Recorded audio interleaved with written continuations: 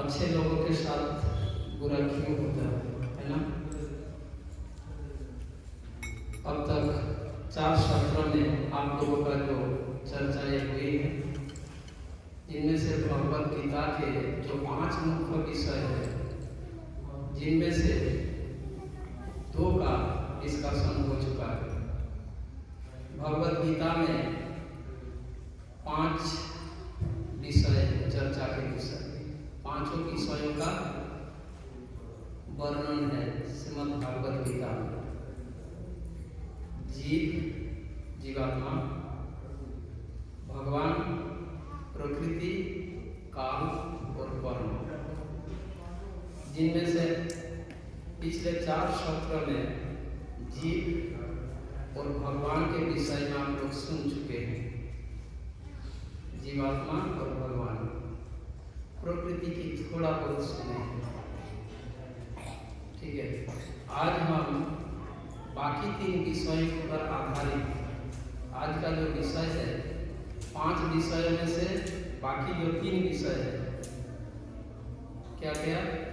प्रकृति, काल और कर्म, इन तीनों के विषय पर आधारित है ये प्रश्न।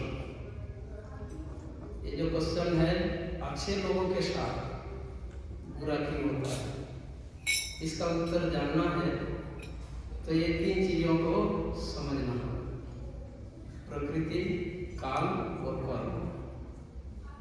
जब इन 3 विषयों को समझेंगे तो इस प्रश्न का उत्तर समझ आएगा। ठीक है, और हमारी चर्चा होगा श्रील प्रभुपाद के शिक्षाओं के आधार पर, जिसका बेस्ट है श्रीमद् भागवत गीता। श्रीमद् भागवत गीता और श्रील प्रभुपाद के शिक्षाओं के आधार पर हम श्रवण करेंगे। ठीक है, इसको कोई ऑपरेट करो, दूसरा जैसे आएगा मैं उसके हिसाब से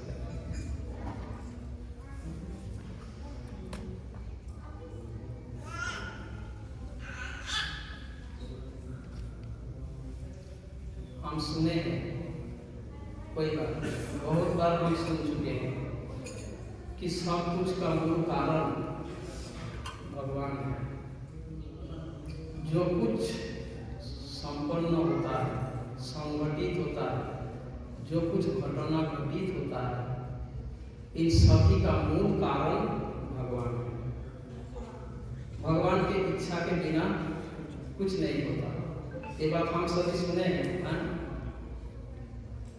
और बोलते भी हैं। भगवान की इच्छा, हम क्या कर सकते हैं, है ना। भगवान के हाथ में है, हम क्या कर सकते हैं। ये कोई मनगढ़ंत बात नहीं है, शास्त्र सिद्धांत पर आधारित है। वो सिद्धांत यह है, इस ब्रह्मांड के जो रचनाकार ब्रह्मा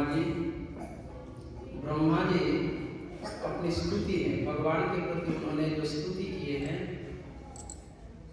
उसको कहा जाता है ब्रह्म संहिता। ब्रह्म संहिता यानी ब्रह्मा जी द्वारा की गई स्तुति। तो उस ब्रह्म संहिता में यह ब्रह्मा जी बता रहे हैं।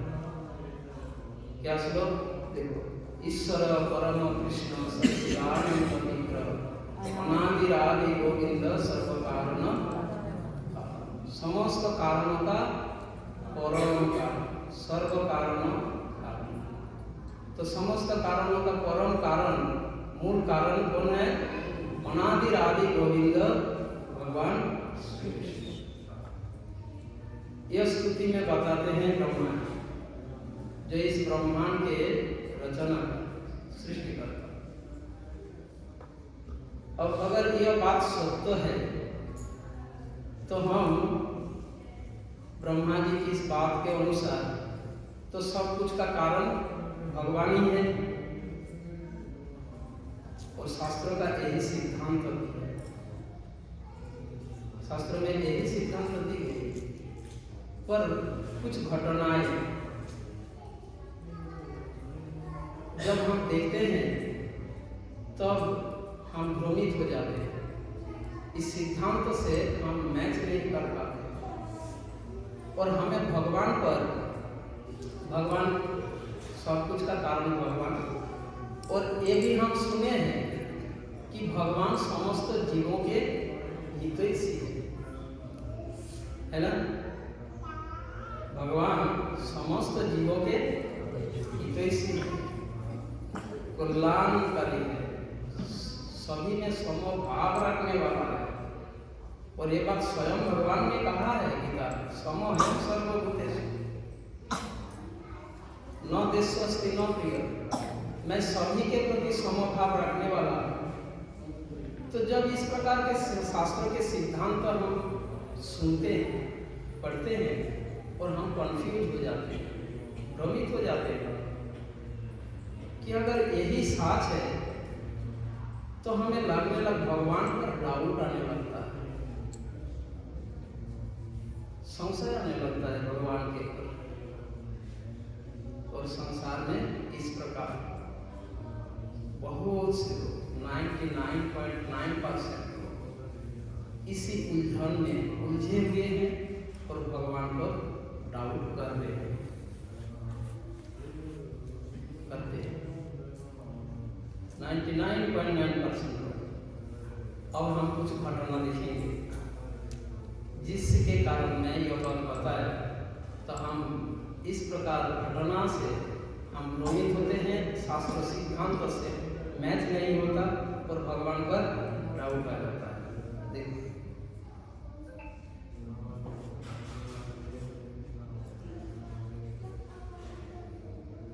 इसमें है थोड़ा स्लो। इस संसार में हम देखते हैं कुछ लोगों का जन्म बहुत ही धनी परिवार में, कुल में जन्म होता है, तो कुछ लोगों का जन्म बहुत ही दरिद्र कुल में परिवार में जन्म होता है। तो जन्म अगर भगवान के हाथ में है, सब कुछ का कारण अगर भगवान है, तो भगवान ऐसे पक्षपात क्यों कर रहे हैं, ये डाउट आएगा। देखो एक के बाद एक हैंडसम, कोई बहुत खूबसूरत होते हैं, तो कोई बहुत बदसूरत होता है जन्म से, है ना। फिर कोई बहुत ही हेल्दी भगवान होते हैं, तो कोई बहुत ही कमजोर और क्या बोलते विकलांग पर जन्म लेता है।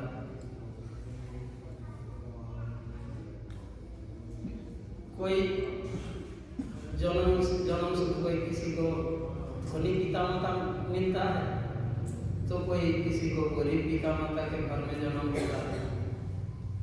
आगे why God is partial to some, तो भगवान इस प्रकार पक्षपात क्यों कर रहे हैं, जबकि भगवान ने खुद कहा मैं सभी के प्रति समभाव रखता। और ब्रह्मा जी बता रहे हैं कि भगवान सबका कारण है। अब डाउट क्यों नहीं आएगा भगवान के प्रति। तो संसार के लोगों में भगवान के प्रति ये जो डाउट होना तथा संसार के लोग भगवत विषय में जो भ्रमित होना, संसार के लोगों में जो भ्रम, यह स्वाभाविक है। ऐसे भ्रमित होना स्वाभाविक है। इस भ्रम से, इस कॉन्फ्यूजन से हम कैसे मुक्त हो पाएंगे, आज हम उसी विषय पर चर्चा करेंगे। हमारा डाउट कैसे क्लियर होगा। नेक्स्ट एक कुछ घटनाओं का यहाँ पर आपको दिखाया जा रहा है। कश्मीर में कौन सी घटना है, कश्मीर की क्या घटना है, बाढ़ आ गई। उत्तराखंड कश्मीर में बाढ़ आ गई। नेक्स्ट इराक में युद्ध। ऐसे जस्ट एग्जाम्पल, ऐसे आगे बहुत से जगह में ऐसे हो रहा है। कहीं युद्ध हो रहा है, कहीं सुनामी हो रहा है, कहीं फ्लड हो रहा है ना। तो इस तरीके के घटना, तो जिससे समाज के लोगों में अगर भगवान ऐसा है तो भगवान ऐसा निष्ठुर निर्दय कैसे हो सकते हैं। ये तो किसी के द्वारा नियंत्रित है नहीं, किसी का हाथ में नहीं है, द्वैत है ना। भगवान के नियंत्रण से सब हो रहा है। जबकि भगवान खुद कहते हैं वो दयालु है, द्वेषी है, समभाव रखने वाला है, पर ऐसे घटनाओं से स्वाभाविक रूप से व्यक्ति के मन में भगवान के प्रति डाउट है और भगवान को समझ पाना असंभव हो जाता है। और जब किसी विषय को हम समझ नहीं पाते तो उसे हम छोड़ देते।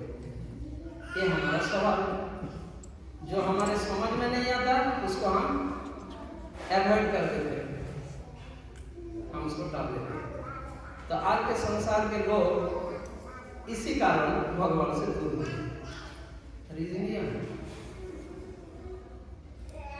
कि समझ में नहीं आ रहा है ऐसा क्यों हो रहा है, पर जब समझ में नहीं आ रहा है तो हम उसको अवॉइड करते हैं, छोड़ दो, ये सब काल्पनिक है, ये सब ये है, अपना अपना स्टेटमेंट देते रहते हैं, अपना अपना स्टेटमेंट देते रहते हैं, अपना अपना ओपिनियन देते रहते हैं, जबकि हमारे अंदर कोई क्लैरिफिकेशन स्पष्टीकरण नहीं ना होने के कारण। तो आज हम सबसे बेस्ट चीजों का स्पष्टीकरण करेंगे। नेक्स्ट, इसमें क्या लिखा था? Why God is so unkind, इतना निर्दय कैसे हो गए? इन सभी से यही प्रूफ हो रहा है कि भगवान कितना निर्दय है, कोई दया नहीं है। और शास्त्र कहते हैं भगवान दयालु है, भगवान खुद का वो कृपालु है, दयालु है, समभाव रखने वाला है। पर इन सब घटना से मैच होता है क्या? और स्वभाव होता सभी के प्रति, सभी को रिच फैमिली में जन्म देते है ना, सभी को अच्छा, हेल्दी, हैंडसम, खूबसूरत बनाकर जन्म देते, ऐसा तो हो नहीं रहा। तो जब भगवान जब खुद कहते हैं, शास्त्र कहते हैं और मैच नहीं होता तो हमारे अंदर भ्रम पैदा होता है और कोई स्पष्टीकरण न होने के कारण, कन्फ्यूजन दूर न होने के कारण हम भगवान को साइड करते हैं। और अगर कोई कभी टॉपिक सामने आ जाता है भगवान के संबंध में तो हम अपना अपना ओपिनियन, अपना अपना मत, अपना अपना स्टेटमेंट देने लगते हैं। सही है? हाँ, ऐसा ही होता है या नहीं? ठीक है, next. Why God is so cruel, इतना निष्ठुर क्यों है?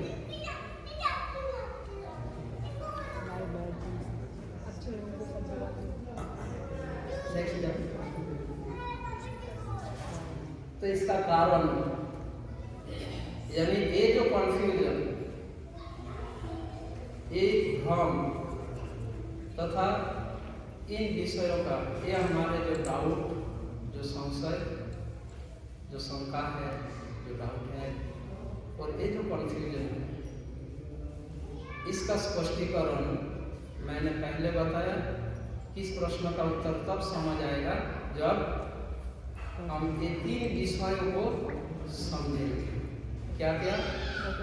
प्रकृति, काल और कर्म।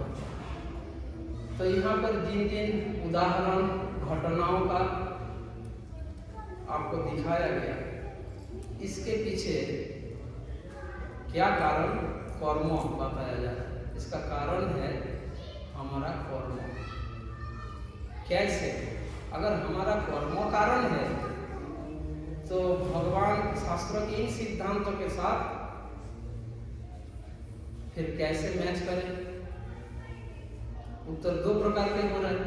यहाँ कहते हैं कि इसका कारण कर्म, और इससे पहले मैंने क्या कहा? शास्त्र ने क्या कहा?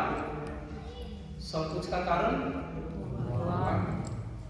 और फिर अभी आ गया क्या कारण? कॉन्ट्रडिक्शन आ गया, दुविधा आ गई। पहले बता रहे थे कि सब का मूल कारण भगवान, अब बताते जा रहे हम इसका कारण, इन सभी का कारण कर्म। अब कैसे, इसकी चर्चा आगे जाओ।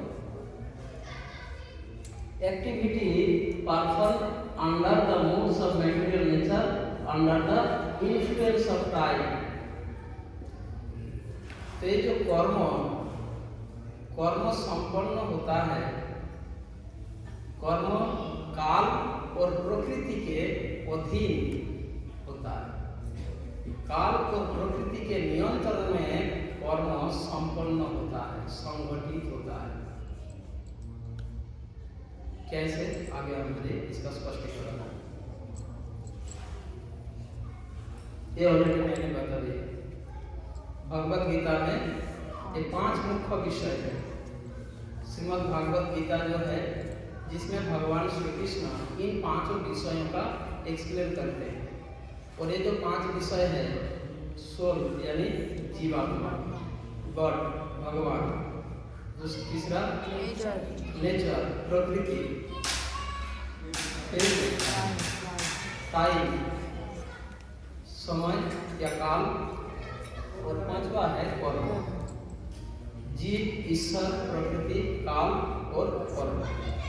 इन 5 विषयों में से मैंने पहले बताया कि आज हम इन 3 विषयों में सुनेंगे, प्रकृति काल और कर्म। जब ये 3 चीजों का स्पष्टीकरण होगा तो जो प्रश्नों का हमारा पहला क्या प्रश्न, अच्छे लोगों के साथ बुरा क्यों होता है, तब समझ आए। ठीक है, ये 3 विषय प्रकृति काल और कर्म, इन तीनों का ये जो 5 विषय है, इन 5 विषयों में एक दूसरे से संबंधित है। कोई सेपरेट इंडिविजुअल नहीं है। 5 विषयों का एक दूसरे से संबंधित है और इन 5 के समन्वय से ही कर्म संपादित होता है। पर जिनमें से 5 में से 3 क्या बोलते हैं, डायरेक्टली प्रत्यक्ष रूप से तीनों का समन्वय, इनडायरेक्टली 5 का समन्वय है।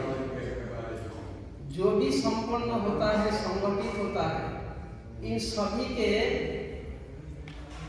के पीछे इन 5 ही कारण है, जिसको गीता में भगवान 18वें अध्याय में इसका उत्तर देते हैं भगवान। ठीक है, तो कर्म है क्या, इसका डेफिनेशन यहाँ पर बताओ। कर्म क्या है? कर्म वो है एक्टिविटी, यानी कर्म performed under the modes of material nature under the influence of time. काल तथा प्रकृति के अधीन कर्म संपादित होता है, संपन्न होता है। नेक्स्ट, अब हम पहले प्रकृति काल और कर्म इन तीनों चीजों को समझना है। सबसे पहले समझें नेचर यानी प्रकृति। अब जब कहा जाता है प्रकृति यानी स्वभाव। प्रकृति शब्द का एक अर्थ स्वभाव, नेचर मतलब स्वभाव। तो स्वाभाविक प्रश्न आएगा, किसका स्वभाव, किसका प्रकृति, बताओ। ये प्रश्न तो आएगा अगर हम स्वभाव कहें, किसका स्वभाव, तो नेचर, किसका नेचर, गॉड आ जाएगा। प्रकृति, किसका प्रकृति, किसकी स्वभाव है, गॉड भगवान का। भगवान के प्रकृति स्वभाव का विविध रूप है, जिनमें से 2 मुख्य रूप है। नेचर 2 है, प्रकृति 2 है। ये 2 प्रकृति, एक भौतिक और एक आध्यात्मिक प्रकृति। यह संसार आध्यात्मिक संसार है या भौतिक संसार है? भौतिक संसार। तो भगवान के ये जो प्रकृति शब्द का एक और अर्थ जिसको शक्ति कहते हैं। प्रकृति शब्द का एक अर्थ है शक्ति, और पुरुष शब्द का अर्थ होता है शक्तिमान। शक्ति शक्तिमान, पुरुष प्रकृति। ठीक है, पुरुष कौन है? भगवान, और उनके जो शक्ति है उसी को प्रकृति कहलाते हैं। तो ये प्रकृति दो प्रकार है, भौतिक और आध्यात्मिक। भौतिक प्रकृति का विशेषता लक्षण यहाँ पर दिए गए। भौतिक प्रकृति की 3 विशेषताएं हैं। क्या क्या? Mood off goodness, mood off passion और मूड ऑफ इग्नोरेंस। ये भौतिक प्रकृति का भाव, स्वभाव। मूड मतलब भाव, है ना? भाव शब्द का एक अर्थ स्वभाव, स्वभाव का एक अर्थ होता है विशेषता, है ना? तो भौतिक प्रकृति का मूड स्वभाव क्या? ये 3 स्वभाव है, सत्वगुण, रजोगुण और तमोगुण। सत्व, रज और तमो। और दूसरे प्रकार के जो प्रकृति है, आध्यात्मिक प्रकृति, इसका स्वभाव कैसा है? दीपो, ट्रांसेंडेंटल, मूड ऑफ ट्रांसेंडेंटल। ये ट्रांसेंडेंटल मूड भी 3 प्रकार के हैं जो आज के चर्चा का विषय नहीं है। आज के हमारा चर्चा का विषय इस भौतिक संसार में, इस संसार में, हमारे इसी संसार में अच्छे लोगों के साथ बुरा क्यों होता है। और यह संसार भौतिक संसार है जो भौतिक प्रकृति द्वारा नियंत्रित है। आध्यात्मिक जगत आध्यात्मिक प्रकृति द्वारा नियंत्रित है। तो इसलिए हमारा चर्चा का विषय लेफ्ट साइड वाला प्रकृति आज के चर्चा में, यानी भौतिक प्रकृति जो मेटेरियल नेचर, इनमें 3 प्रकार भाव है, सत्वगुण, रजोगुण और तमोगुण। अब इन तीनों का संक्षेप में ये दिया गया है। आगे स्लाइड में जाओ।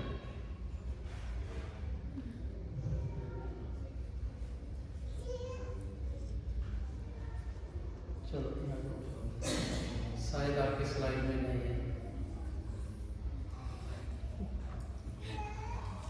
हो सकता है आगे भी आ सकता है। तो जो सत्वगुण, रजोगुण और तमोगुण, ये भौतिक प्रकृति के 3 प्रकार के भाव, ठीक है, भाव, मूड। भौतिक प्रकृति ये 3 मूड में कार्य करती है। जब व्यक्ति कोई कार्य करते हैं तो उनमें एक विशेष मूड होता है। हाँ या नहीं? आप किसी को प्रेम से बुलाएंगे तो आप में कैसा मूड होता है? बताओ। मुस्कुराते हुए, स्माइलिंग फेस में, है ना? किसी से जब प्रेम पूर्वक बात करते हैं, वार्तालाप करते हैं, तब आपके फेस देखकर आपका मूड कैसा है समझ आ जाता है ना? किसी पर आप क्रोधित हो, है ना, गुस्सा है, और हम जब बात करते हो तब आप में मूड कैसा होता है? कुछ पाने के लिए बहुत आप क्या बोलते हैं, बहुत ही एग्रेसिव, मतलब बहुत ही उत्तेजित है, मतलब उत्तेजित नहीं, उत्साही, थोड़ा अधीर है, व्याकुल है, कुछ पाने के लिए, कुछ करने के लिए, तो मूड एक प्रकार होता है। मानो कभी आपको बिल्कुल पसंद नहीं है, करना नहीं चाहता, और बाध्य होकर करना पड़ता है, तो मूड एक प्रकार हो जाता है। हाँ या नहीं? तो हम जो भी कार्य करते हैं, हम किसी न किसी मूड के अधीन करते हैं। प्रकृति भी कार्य करते हैं, तो उनका कार्य करने का ये 3 मूड है, 3 प्रकार के मूड है। Mood off material nature. अब भगवद गीता जब आप पढ़ेंगे आपको मिलेगा। भगवद गीता में भगवान बताते हैं, प्रकृति क्रियमाणानि गुणै कर्माणि सर्वस्व अहंकार विमूढ़ आत्मा कर्ताहमिति मन्यते। भगवान श्री कृष्ण यह कहते हैं इस संसार में जो कुछ कार्य हो रही है, प्रकृति सारे कार्य कर रही है, ये मटेरियल नेचर सारे कार्य कर रही है, हम कुछ भी नहीं कर रहे हैं।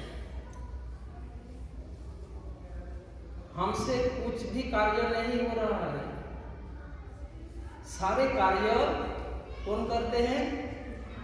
प्रकृति। अब वो जो कार्य करते हैं, मैंने उदाहरण दिया, कोई कार्य करते हैं तो विशेष मूड के आधार पर, उस कार्य को वो विशेष मूड के आधार पर करते हैं, है ना? ये तो उदाहरण दिया।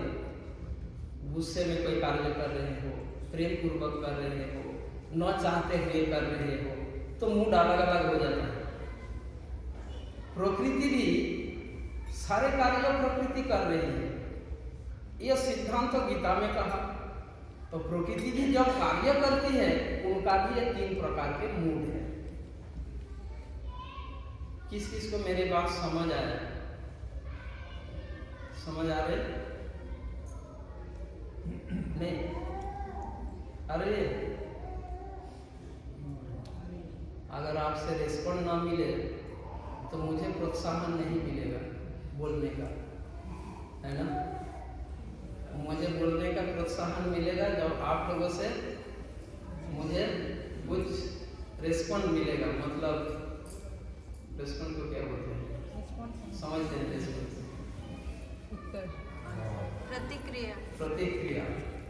आप लोग अगर प्रतिक्रिया करेंगे तो मेरे को उत्साह मिलेगा बोलने के। तो मेरी बात समझ आ रहा है या नहीं? आ रहा है। तो प्रकृति जब कार्य करती है, प्रकृति कार्य करती है, यह बात भगवान ने कहा कि सारे कार्य प्रकृति करती है।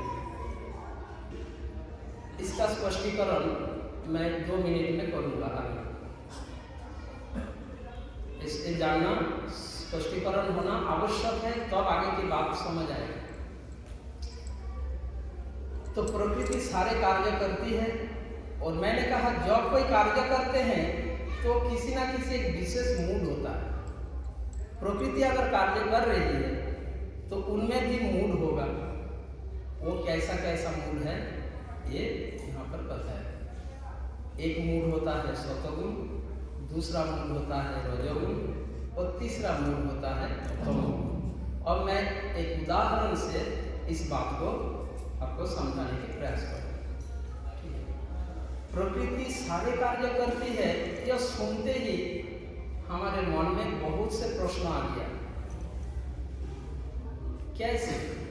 कार्य तो हम कर रहे हैं, और शास्त्र गीता कहते हैं सारे का, हम कुछ भी नहीं कर रहे हैं। कौन कर रहे हैं? प्रकृति कर रहे हैं। इस बात को कैसे समझे?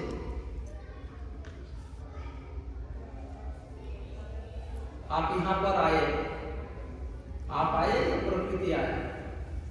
आप आए।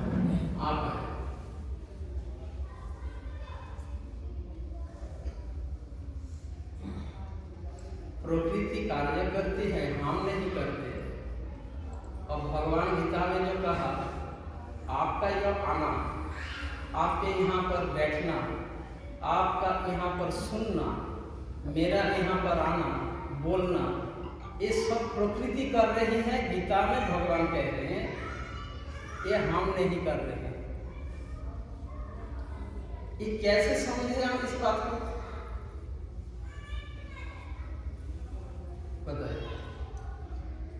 प्रकृति के गुण हमें करने में विवश कर दिया। हम प्रकृति के द्वारा वशीभूत है, नियंत्रित है। केवल हम नहीं, पूरा सृष्टि, पूरा संसार, जड़ चेतन सब कुछ भौतिक प्रकृति द्वारा नियंत्रित। केवल नियंत्रित नहीं, क्रिएट हुआ है, नियंत्रित हुए हैं, और सब कुछ संगठित हो रहा है प्रकृति के द्वारा। प्रकृति हमें करने में विवश कर दिया। पर हमारे अंदर जो फॉल्स ईगो है, मिथ्या अहंकार है, वो मिथ्या अहंकार के कारण हम सोचते हैं कि नहीं मैं कर रहा हूँ, मैं अपने स्वतंत्र इच्छा से ये कर रहा हूँ, ये मेरा मिथ्या अहंकार कहता है।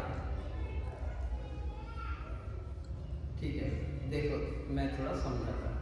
हम यहाँ पर बैठे हैं जो सुन रहे हैं, गीता के अनुसार कि प्रकृति यह कार्य कर रही है, सुनने का कार्य, ये सुनने का काम प्रकृति कर रही है, जबकि इस बात को हम डाइजेस्ट नहीं कर पा रहे।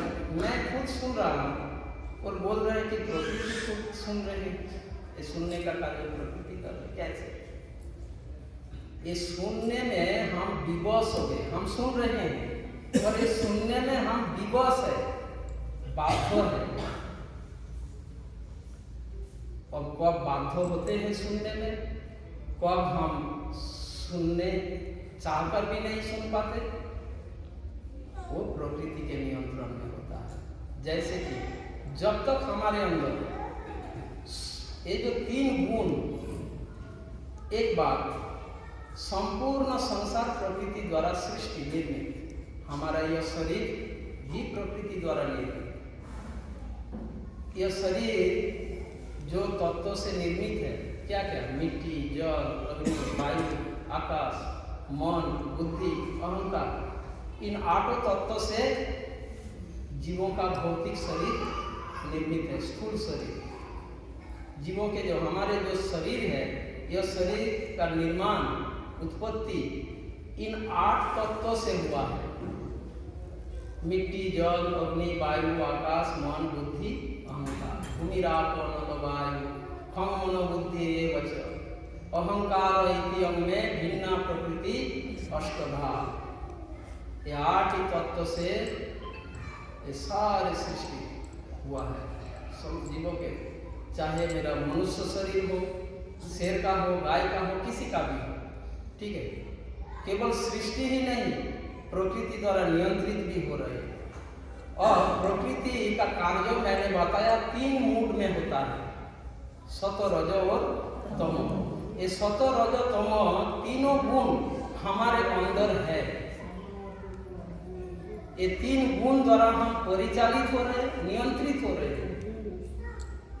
अब इन 3 गुणों में पारस्परिक आपस में स्पर्धा चलता रहता है। स्पर्धा मीन्स प्रतियोगिता, कंपटीशन।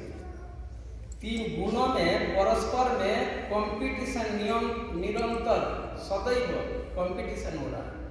अब इस प्रतियोगिता में कभी सतोगुण विजयी होता है, प्रधान हो जाता है, तो कभी रजोगुण प्रधान होता है, तो कभी तमोगुण प्रधान होता है। अब 3 गुण में से, 3 भाव में से, इन तीनों भाव में परस्पर क्या होता है, प्रतियोगिता चल रहा है। अब इस प्रतियोगिता में जो विजयी होता है, जो प्रधान होता है, उसके द्वारा हम नियंत्रित होते हैं, उसके अकॉर्डिंगली हम आचरण करते हैं, हम रिएक्शन देते हैं। जैसा जैसा हम, तो कभी हमारे अंदर सतोगुण प्रधान होता है तो मेरा बिहेवियर सतोगुणी होगा। अब सतोगुण किस प्रकार है, इसके स्लाइड में नहीं दिख रहा है। ठीक है, सतोगुण का लक्षण क्या है, रजोगुण का लक्षण क्या है, तमोगुण का लक्षण क्या है। ठीक, सतोगुण का लक्षण, जो भी हम खाते हैं, चलते हैं, फिरते हैं, सुनते हैं, बोलते हैं, जो भी होगा तो वो सतोगुण के आधार पर होगा। अब सतोगुण प्रकाश और क्या बोलते हैं, ज्ञान और प्रकाश, इसका विशेष होता है। सतोगुण में जब व्यक्ति होंगे, वो कुछ भी करने से पहले विचार पूर्वक करेगा, सोच समझ के करता है।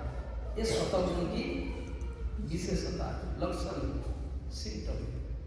तो जब मेरे अंदर सतगुण प्रधान हो तभी मैं सुन पाऊंगा, सुनूंगा। सतगुण ही मेरे को यहाँ आने में विवश किया, पर हम सोच रहे हैं मैं खुद आया, नहीं, सतगुण मेरे को यहाँ आने में विवश किया। उसी प्रकार सतगुण मेरे को सुनने में विवश कर दिया। मेरे अंदर यदि रजोगुण, तीनों में प्रतियोगिता चल रहा है, इसी के दौरान ये जो 1 घंटा 1.5 घंटे के लिए हम यहाँ पर आए, इस 1-1.5 घंटा के ऐसा नहीं कि उनका प्रतियोगिता स्टॉप हो गया, नहीं, चल रहा है। ठीक है। अब अगर किसी के अंदर रजोगुण विजयी हो गया हो, रजोगुण प्रधान हो गया हो, वो किसी कारणवश यहाँ पर बैठे तो रहेंगे पर वो सुन नहीं पाएगा, क्योंकि रजोगुण का लक्षण है अस्थिरता, चंचल। तो वो किसी कारणवश बैठे रहेंगे पर उनका मन कहीं और भटकता रहेगा।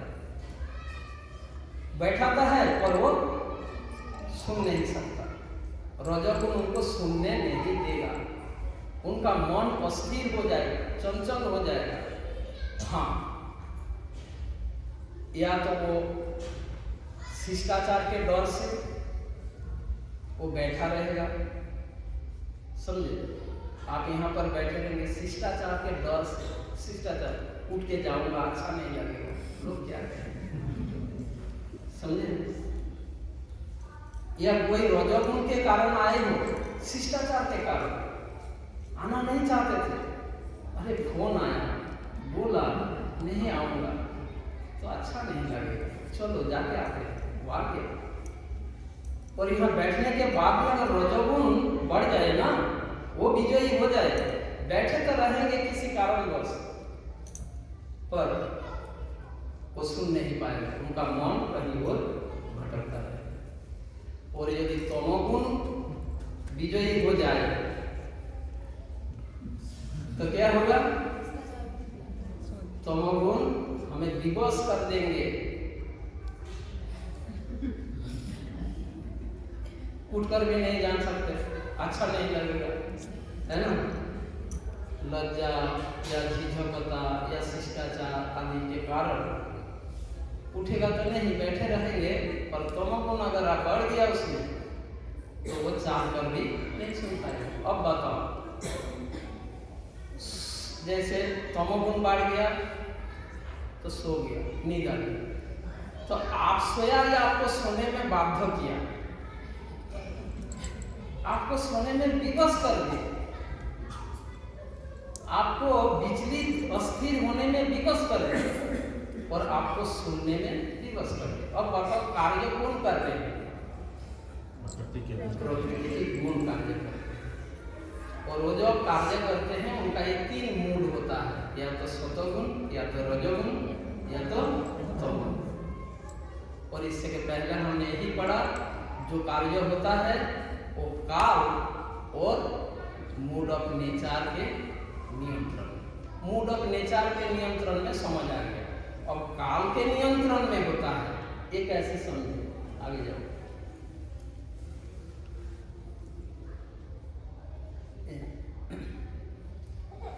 हमारे कार्यकलाप प्रकृति के 3 गुण के नियंत्रण में हो रही है, ठीक है, और काल के अधीन, काल के अधीन होता है। काल और कर्मों में क्या संबंध, क्या रिलेशन? प्रकृति और कर्मों में क्या रिलेशन समझ आ गया, है ना? कर्मों के साथ प्रकृति का क्या रिलेशन है, समझ आया या नहीं? अभी तक जो बताया था, प्रकृति और कर्मों में क्या संबंध है। यदि मेरे अंदर सतगुण हो, मेरे को कोई डांट भी देगा ना, मुस्कुराते गलती होगी। मेरे अंदर रजोगुण होगा और कोई मुझे डांटे मेरे गलती के कारण, क्यों, है ना? यदि मेरे अंदर तमोगुण होगा,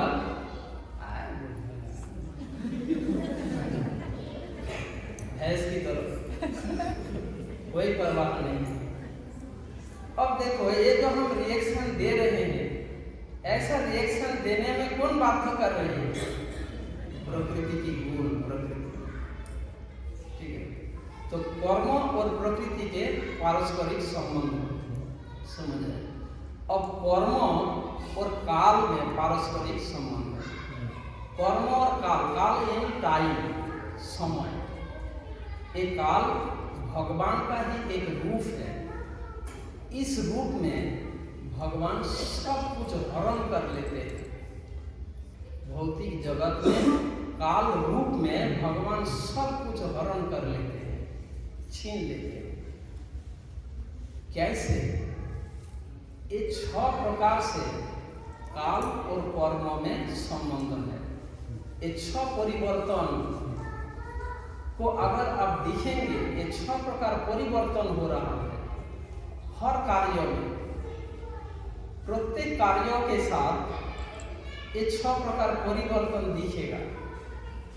और ये 6 परिवर्तन चेंजिंग एक काल के अधीन होता है। तो काल और कर्मों में संबंध ये 6 प्रकार से। पहले बात, जन्म, कार्यों का भी शुरुआत कह सकते हैं। कोई भी घटना, कोई भी चीज काल द्वारा कैसे नियंत्रित है? 6 परिवर्तन। बात, जैसे हमारा मन, हमारा जन्म हुआ है ना, फिर जन्म के बाद वृद्धि हुआ, ग्रोथ मीन्स वृद्धि होना। फिर नेक्स्ट सस्टेनेंस, सस्टेनेंस मीन्स क्या बोलते हैं हिंदी में? स्थायित्व, कुछ समय के लिए स्थित होना, है ना। और फिर ऑफस्प्रिंग यानी पैदा करना, उत्पत्ति यानी क्या बोलते हैं? वंश वृद्धि करना, बच्चा पैदा करना। और नेक्स्ट परिवर्तन वृद्धत्व, वार्धक्य, और फिर मृत्यु। तो ये देखकर इससे स्पष्ट हो रहा है कि काल द्वारा नियंत्रित हो रहा है। अगर काल का इसमें कोई इन्वॉल्वमेंट नहीं होता तो हम हमेशा चारू कुमार की तरह रहते, या हम हमेशा अपना युवावस्था को मेंटेन रखते। पर नहीं होता है। कुछ भी घटना हो वो कुछ समय तक रहता है, बढ़ता है, ग्रोथ होता है, कुछ समय तक रहता है, फिर वो खेलता है, फिर धीरे धीरे ये हो जाता है। हर समय काल द्वारा नियंत्रित सब कुछ। तो कर्म प्रकृति और काल के अधीन संपन्न हो रहा है। नेक्स्ट में जाओ।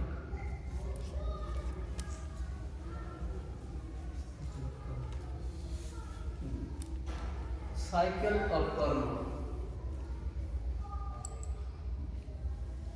कर्म चक्र। इस कर्म चक्र में हम कैसे फंस गए? आपने इससे पहले जो 4 सेशन हुआ था जिसमें आपको यह पता चला था हम भगवान के अंश हैं। यह डिस्कशन हुआ या नहीं हुआ ना? हम भगवान के अंश हैं, नित्य शाश्वत। मामैवांसो जीवो लोके जीवो भूत सनातन। मन षष्ठानि इंद्रियाणि प्रकृति स्थानी कर्षति। शायद इसका अगला स्लाइड में आएगा। इससे पहले दिखाओ।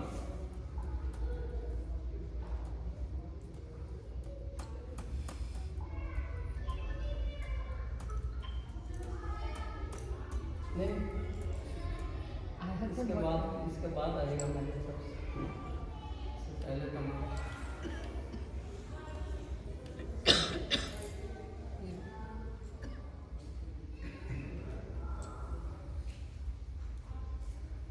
जीवांश जीवलोके जीवभूत सनातन मन षष्ठानि इंद्रियाणि प्रकृति स्थानी परशति। भगवद गीता में भगवान ये बताते हैं 15 चैप्टर 7 नंबर। तो जिसमें भगवान ये बता रहे हैं कि जीवात्मा मेरा शाश्वत नित्य शाश्वत इटर्नल अंश है और यह जीवात्मा मन सहित 6 इंद्रियों 5 ज्ञानेंद्रिय 5 इंद्रियां प्लस मन, ये मन सहित 6 इंद्रियों के साथ स्ट्रगल कर रहे हैं, संघर्ष कर रहे हैं इस कर्म चक्र में, इस साइकिल ऑफ कर्म, इस कर्म चक्र में ये जीवात्मा जो मेरा अंश है, ये जीवात्मा मेरा अंश जीवात्मा वे कर्म चक्र में फंस कर क्या कर रहे हैं, मन सहित 6 इंद्रियों के साथ स्ट्रगल कर रहा है। हम इस स्ट्रगल में, इस चक्र में और क्यों फंस गए, उसका कारण नहीं।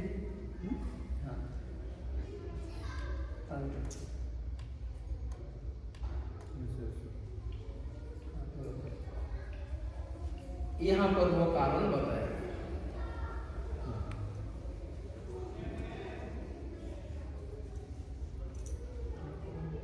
इग्नोरेंस ऑफ कृष्ण, इसका शुरुआत यहाँ से हुई। कृष्ण को विस्मृत होना, हम कृष्ण के अंश हैं पर कृष्ण को विस्मृत, इसको थोड़ा मैं स्पष्टीकरण करूंगा आपको जिससे समझ आए।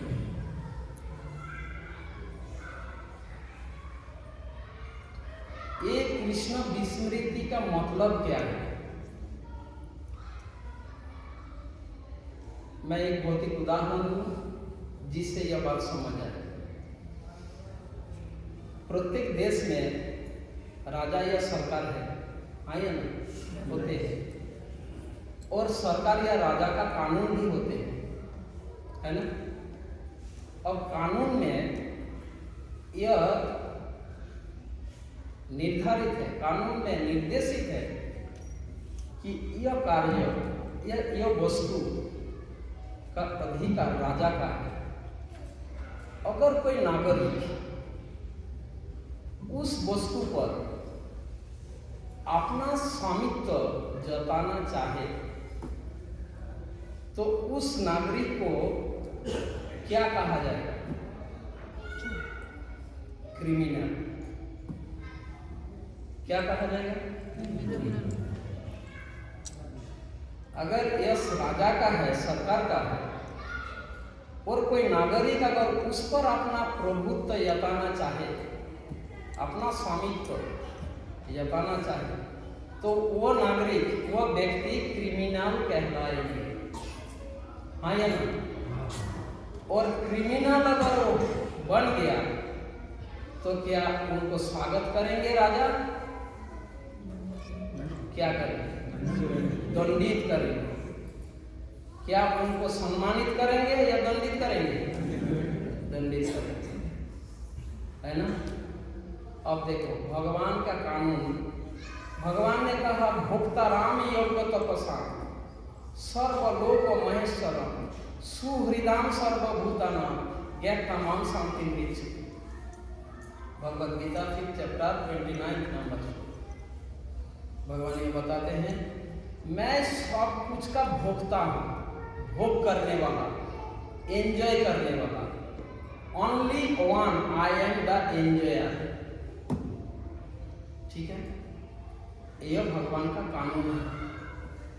ओनली वन आई एम, और कोई एंजॉयर नहीं है। और कोई नागरिक मतलब कोई जीवात्मा खुद एंजॉय करना चाहे तो वो क्रिमिनल कहलाएगा भगवान के कानून के अनुसार, हाँ या नहीं। ये जो हम एंजॉय करना चाहा, इसी को कहा गया इग्नोरेंस ऑफ कृष्ण। इसी को कहा गया इग्नोरेंस ऑफ कृष्ण। कृष्ण को भूल जाना, कृष्ण के कानून को भूल जाना, भगवान और भगवान के कानून को विस्मृत होना, इसी को कहा गया कृष्ण विस्मृति, इग्नोरेंस ऑफ कृष्ण। और यह विचार, यह इच्छा, एंजॉय करने की इच्छा कब हुआ, इसका कोई हिस्ट्री हम नहीं बता सकते, ओनली कृष्ण बता सकते हैं कि मेरे फर्स्ट टाइम मुझ में ये एंजॉय करने की इच्छा कब हुआ। ये हम में से कोई नहीं, कोई शास्त्र भी नहीं, कोई नहीं बता सकता। और जैसे एक बार क्रिमिनल का ठप्पा लग गया, जेल में डाल दिया, मतलब यहाँ पर ये भौतिक संसार जेल है, जेल के समान है। सरकार तथा राजा जैसे अपने देश में जेल निर्माण करता है, सुधार के, क्यों? सुधारने के लिए। क्रिमिनल बन जाता है जब कोई नागरिक, उसको सुधारने के लिए सुधार गृह बनाते हैं। भगवान भी आध्यात्मिक जगत के साथ साथ एक जेल भी बना है, भौतिक जगत। जो क्राइम करेगा जेल में जाएगा, और इस जेल में हम आए। कैसे इस चक्कर में हमने फंसे, इसका कारण पहला इग्नोरेंस ऑफ कृष्ण, यानी कृष्ण विस्मृति। और कृष्ण विस्मृति है क्या? वो चीज यह है कि हमने कृष्ण के रूल्स को, भगवान के कानून को हमने तोड़ा। और वो कानून क्या है? भगवान ने कहा आई एम ओनली एंजॉयर, पर हम एंजॉय करना चाहते और अभी भी चाह रहे हैं और चाहते हैं, और इस कारण जेल में ही फंसे हुए। अगर इस जेल से निकलना है, और ये जो पहले तो हमारी विचार आया, इच्छा हुआ, तो क्राइम का ठप्पा लगा। और एक बार कोई क्राइम करता है ना और जेल में जाता है, वो क्राइम छोड़ता नहीं, बाहर आके फिर से क्राइम करता है, और धीरे धीरे उसका आदत बन जाता है। वो सोचता है अरे चोर का ठप्पा तो लाग ही गया है, और मैं कितना ही साधु पढ़ने लोग मेरे को चोरी क्या लगा, मैं चोरी ही करूँगा, है ना? एक चोर ऐसा ही विचार करता है। और हमारी स्थिति भी ऐसा ही हुआ। एक बार ऐसा विचार हुआ एंजॉय करने की, और वो विचार प्रवृत्ति में परिणत हुआ, प्रवृत्ति से स्वभाव बन गया, आदत बन गया एंजॉय करने का। और उसी आदत में हम और जी रहे हैं। हमारा जीवन शैली, हमारा स्वभाव, हम एंजॉय करना चाहते हैं, कभी शारीरिक रूप से, कभी इंद्रियों से, कभी मन से, कभी बुद्धि से हम एंजॉय करना चाहते हैं। और यही इसी को कहा गया कृष्ण विस्मृति, और यही हमारा बंधन का कारण। और इसी कारण से हम इस चक्र में फंस गए, मतलब जेल में फंस गए, इस चक्र में। साइकिल ऑफ कर्म क्या है? देखो, ignorance of Krishna, desire to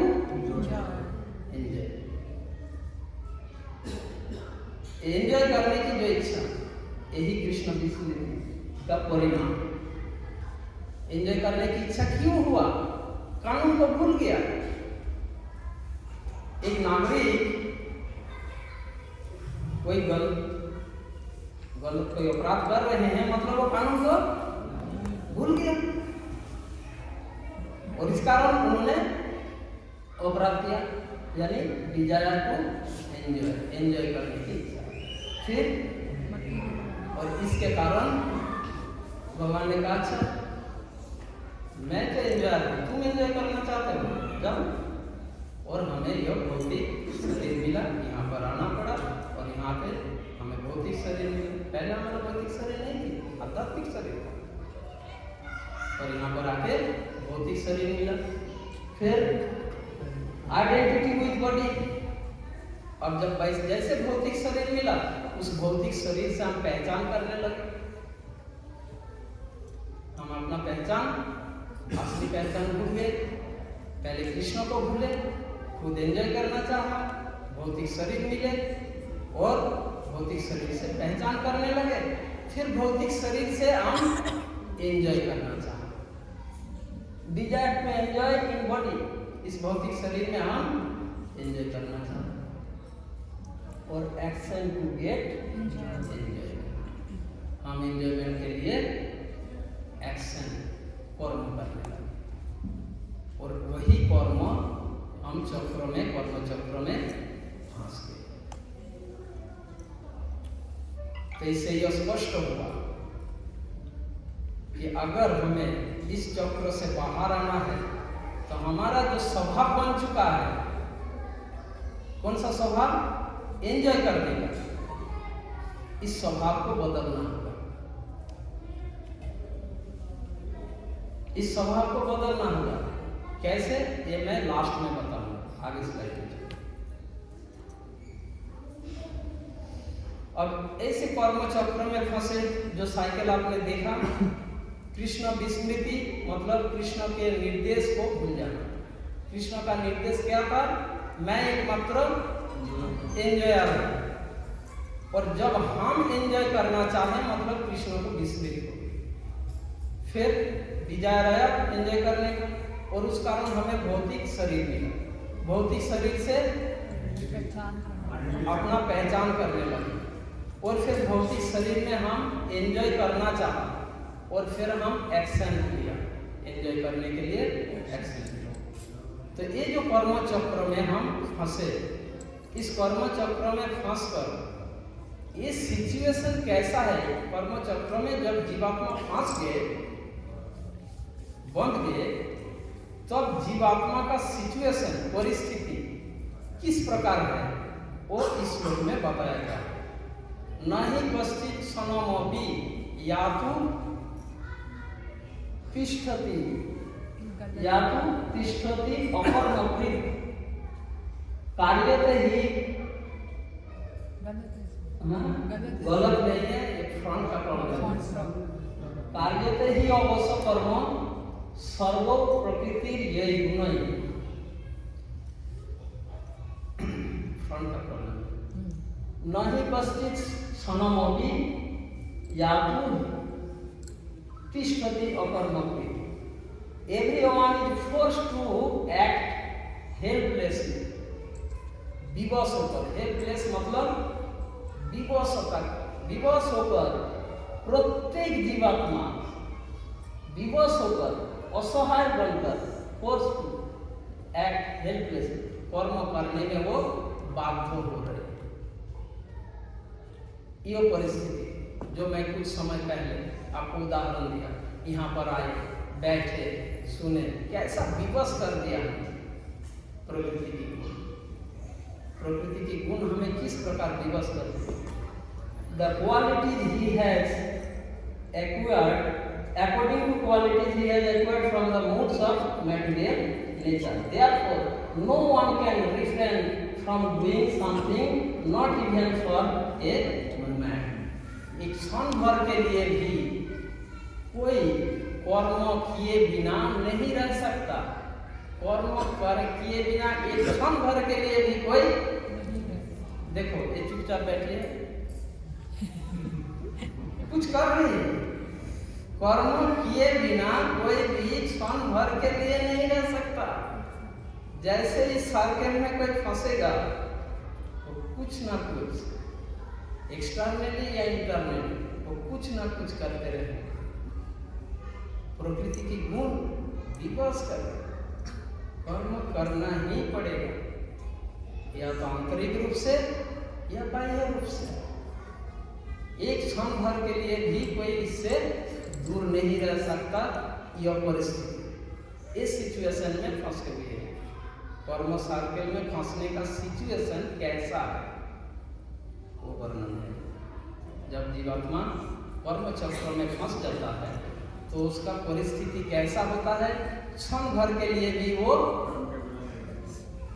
कर्म किए बिना नहीं रहता। क्यों? क्योंकि प्रकृति की गुण पूरी तरह कंट्रोल में नहीं। अब उसके मूड जैसा है वो करने में वो विवश है। नेक्स्ट,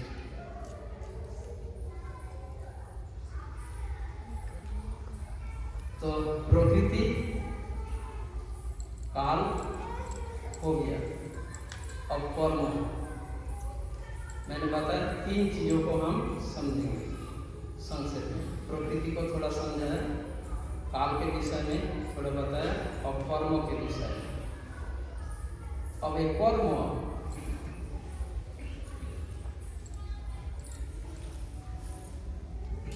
कर्म, विकर्म और अकर्म, एक्शन 3 प्रकार के हैं।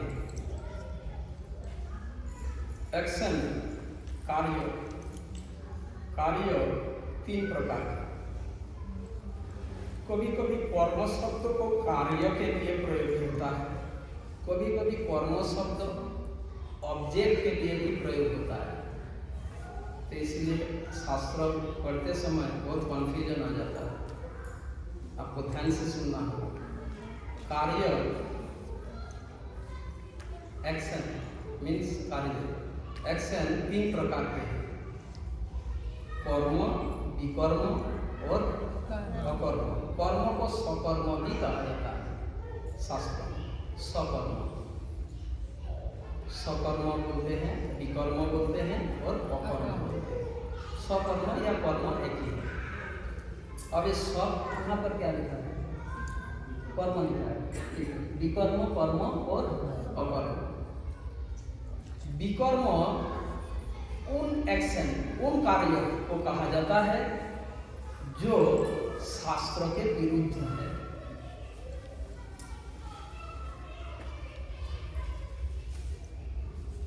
जो शास्त्र के विरुद्ध, यहाँ पर लिखा हुआ है work perform against spiritual direction, इसको कहते हैं सिंफुल एक्टिविटी। जब हम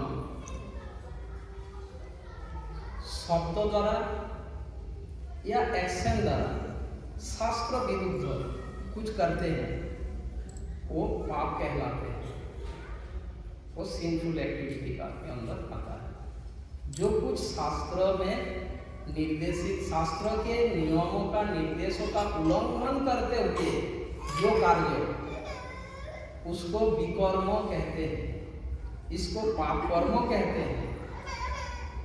ठीक है, कर्म किसे कहते हैं? शास्त्र निर्देशित कर्म। शास्त्र निर्देशित, शास्त्र के निर्देश के अनुसार कार्य करना कर्म कहलाते हैं। शास्त्र के निर्देश के अनुसार कार्य करना कर्म कहलाते हैं। शास्त्र के निर्देश को उल्लंघन करके कार्य करना विकर्म।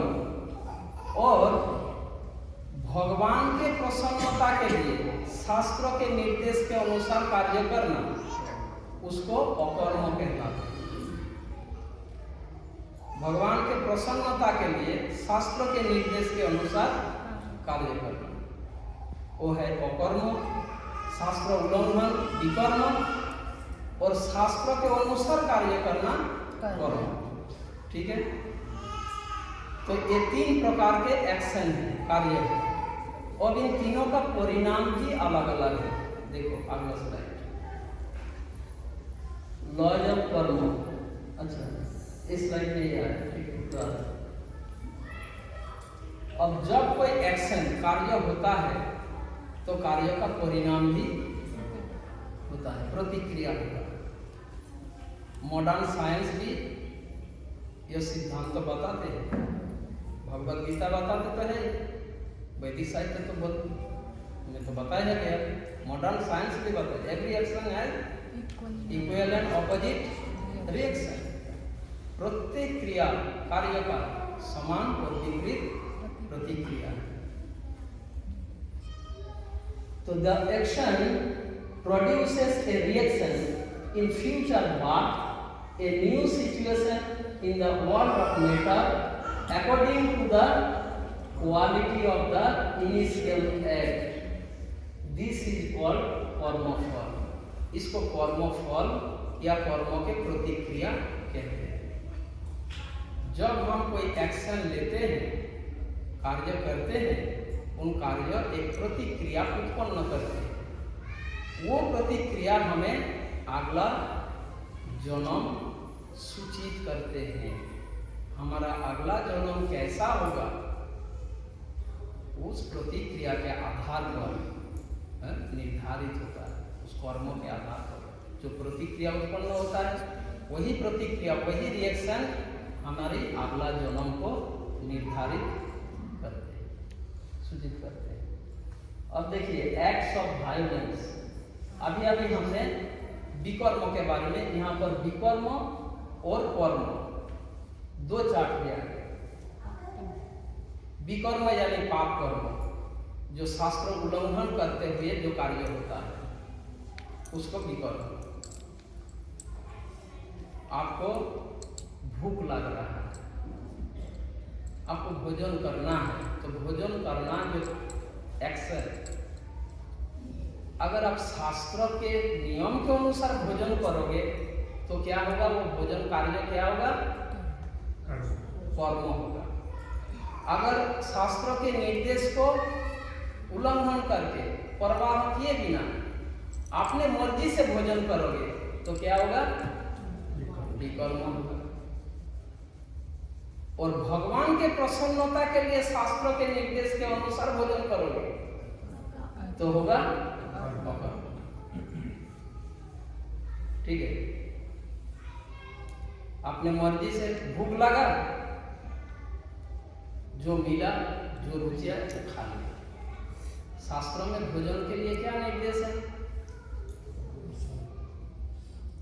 उसका परवाह नहीं किया।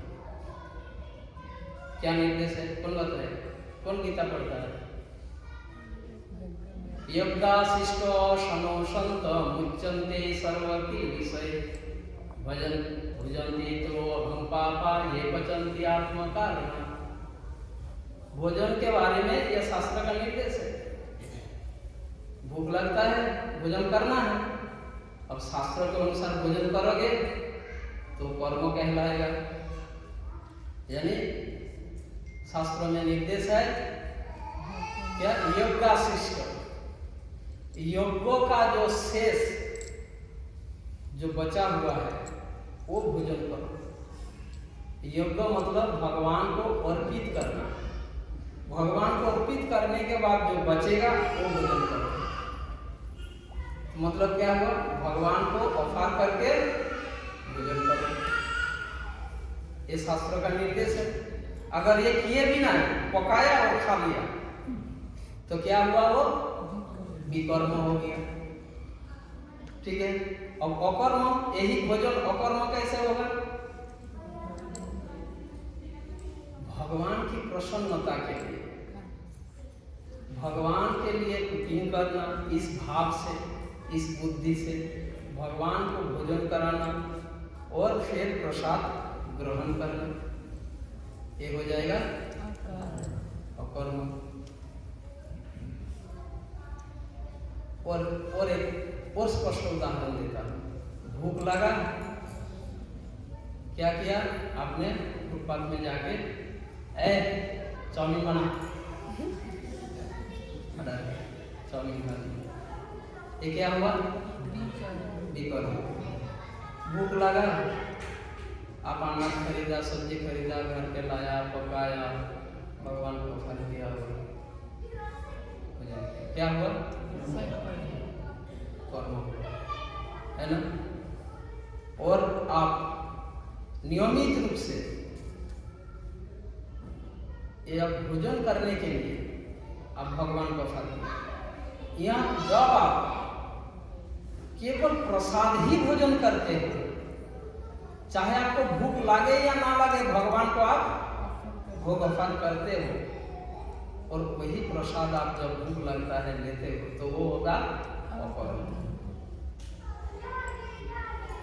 तो एक ही कार्य तीनों रूप ले सकता है, कोई नहीं। अब तीनों का परिणाम देखो। यदि आप पाप कर्म करेंगे, यदि विकर्म करेंगे, शास्त्र को उल्लंघन करके, क्या परिणाम होगा? Short life span, poverty, disease, no education, bad family, no education. No peaceful, हाँ नो पीसफुल लाइफ, कहाँ पर? ये पीसफुल का अपोजिट है। हाँ, नो पीसफुल लाइफ, एजुकेशन दो बार है। हाँ, तो ये परिणाम। अब बताओ, शॉर्ट लाइफ स्पैन, आयु कम हो जाएगा, अकाल मृत्यु हो जाएगा, गरीबी, हम पहले से ना किसी का गरीब में जन्म हो रहा है, किसी का रिच फैमिली में जन्म हो रहा है, क्यों हो रहा है? ये सब गति होता है। और क्या? बीमारी, कोई शिक्षा का अभाव, एजुकेशन, बैड फैमिली और नो पीसफुल लाइफ, जीवन में शांति।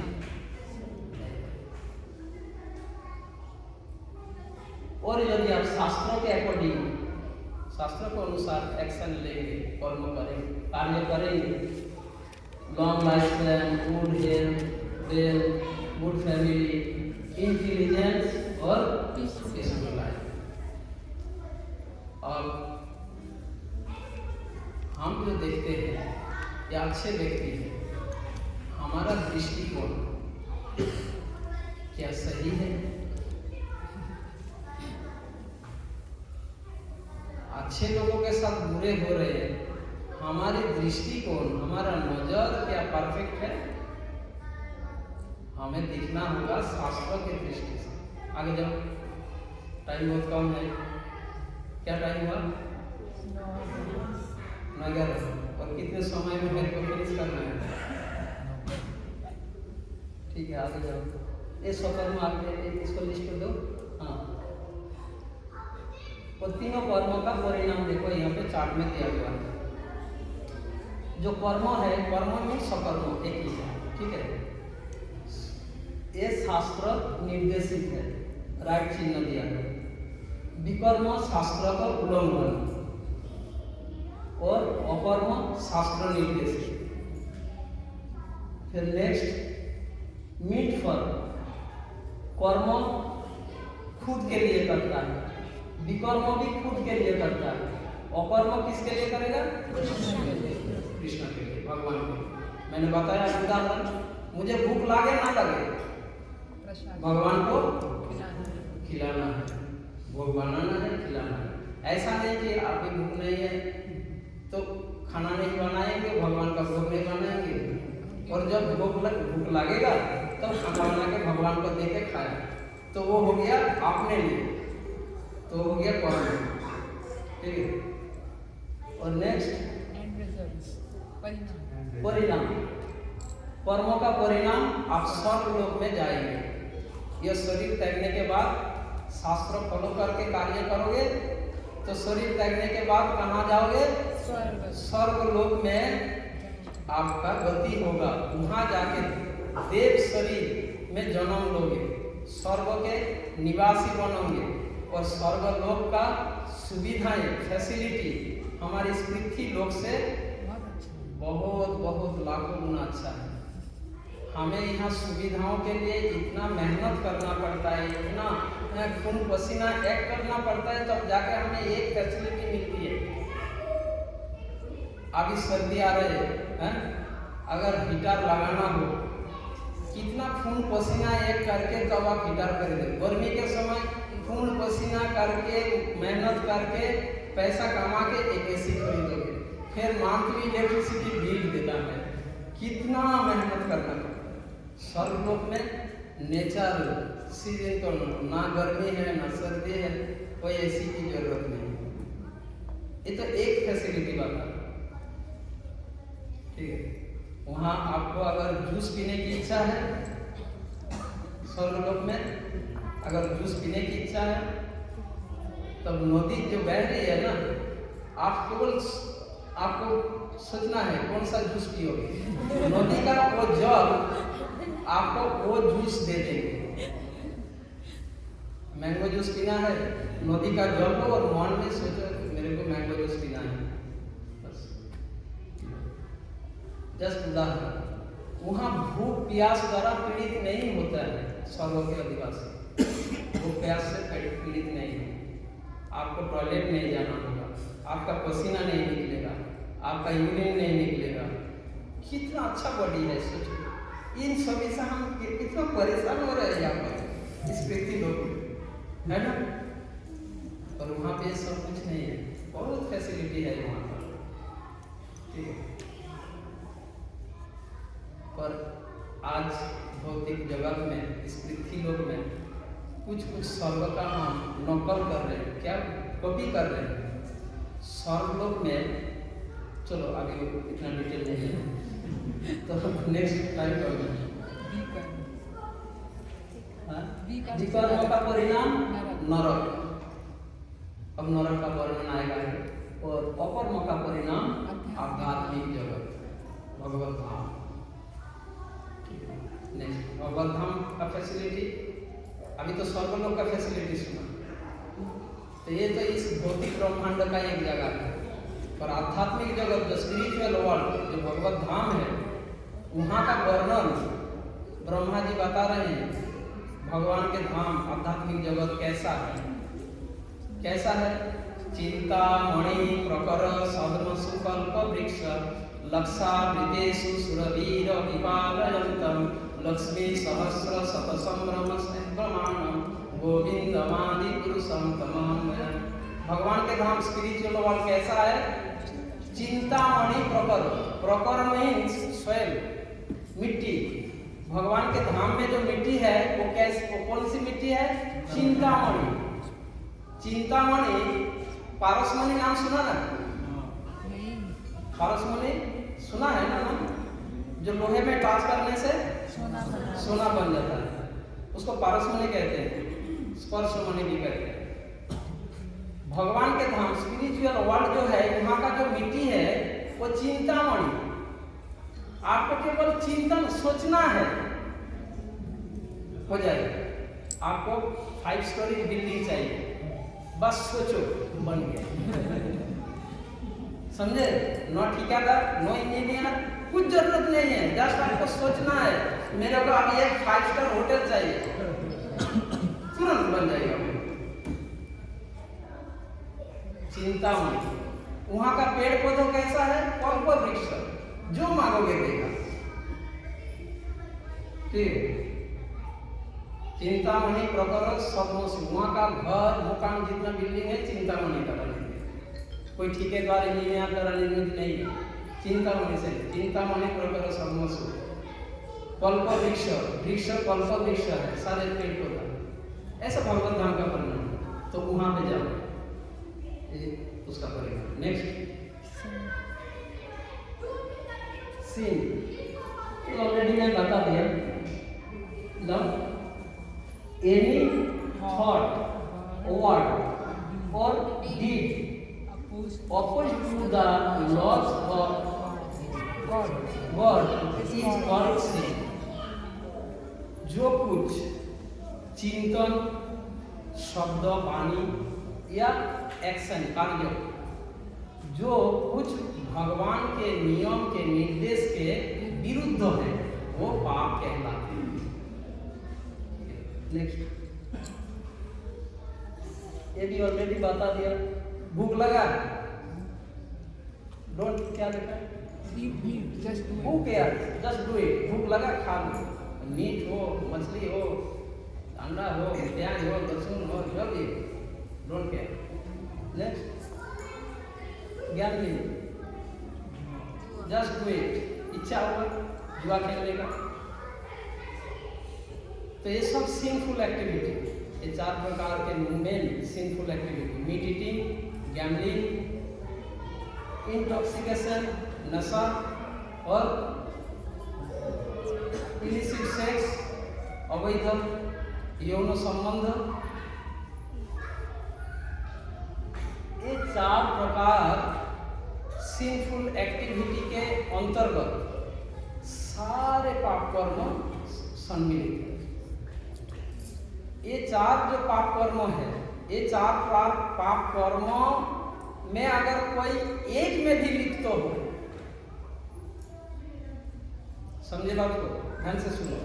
ये 4 प्रकार पाप कर्म शास्त्रों में इसका अलाउड नहीं है इन चारों का। अब इन चारों में से किसी एक में भी या चारों में या किसी एक में भी कोई इन्वॉल्व है तो वो सारे पापों द्वारा इन्वॉल्व है। इसलिए प्रभुपाद ने इस्कॉन में जैसे आओगे पहला इंस्ट्रक्शन आपको 4 नियम पालन करना है। इन 4 नियम पालन करोगे तो सारे पाप से दूर रहो। अगर इनमें से किसी एक भी किया तो सारे पाप कर्म उसमें सम्मिलित हो जाए। मांसाहार, नशा, अवैध यौन संबंध और जुआ, इन चारों में से किसी एक में कोई इन्वॉल्व हो गया तो सारे पाप कर्मों में इन्वॉल्व हो गया। नेक्स्ट। हाँ, अब उसके परिणाम क्या होगा? नरक जाएगा, है ना, हेल में जाएगा। और इनमें कुछ 27 प्रकार के नरक में 27 प्रकार का क्या बोलते हैं सेल है। जैसे कैदियों को रखने के लिए अलग अलग सेल होता है, कक्षा होता है। खुखार कैदी को एक अलग सेल में रखा जाता है, नॉर्मल कैदी को अलग से रहता है ना। ऐसे ही नरक में अलग अलग क्रिमिनल को, अपराधी को, पापियों को दंड के लिए अलग अलग व्यवस्था है, उसको नरक। इनमें से कुछ यहाँ पर 4-5 प्रकार के तप्त सूर्णी, अभिचिमन, कुंभीपाक, आयापान और ओसी पत्रवान। तो तप्त सूर्णी, अगर आप यदि कोई व्यक्ति शराब पिएगा तो वो नरक में जाके उसको पिघला हुआ लोहा तरल गलित पिघला हुआ लोहा को गर्म करके जब तरल होता है वो पिलाएगा। अगर शराब पिया उस नरक का नाम है तप्त सूर्णी नरक। फिर अभिचिमन